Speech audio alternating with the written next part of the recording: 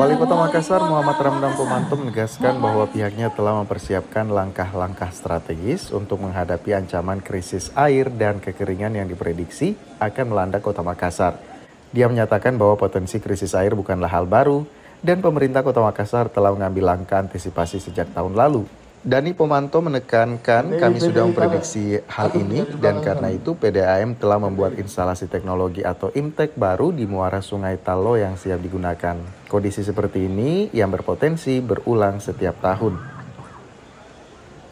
Lebih lanjut, Dani Pomanto menyebut dalam menghadapi kekeringan yang melanda beberapa wilayah Kota Makassar, pihaknya akan menjadikan pemanfaatan sumur dalam menjadi salah satu solusi utama. Pada tahun lalu sebanyak 11 sumur dalam telah digunakan dan tahun ini jumlahnya ditingkatkan menjadi 12 hingga 15 sumur.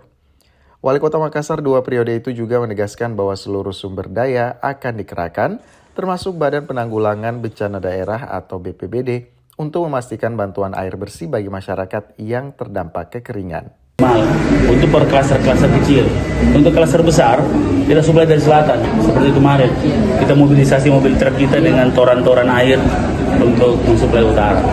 Ini PDAM mulai distribusi air pakai mobil tangki? Iya, sudah beberapa, sudah pakai mobil tangki. Apakah BPBD akan Semua kekuatan saya akan turunkan seperti kemarin. Karena alhamdulillah kemarin walaupun kita sulit, tapi pertolongan sungguh-sungguh, masyarakat begitu yang penting kita hadir di kesulitan mereka.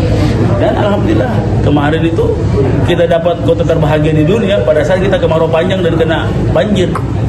Tapi kan kalau kita sungguh-sungguh masyarakat itu respect.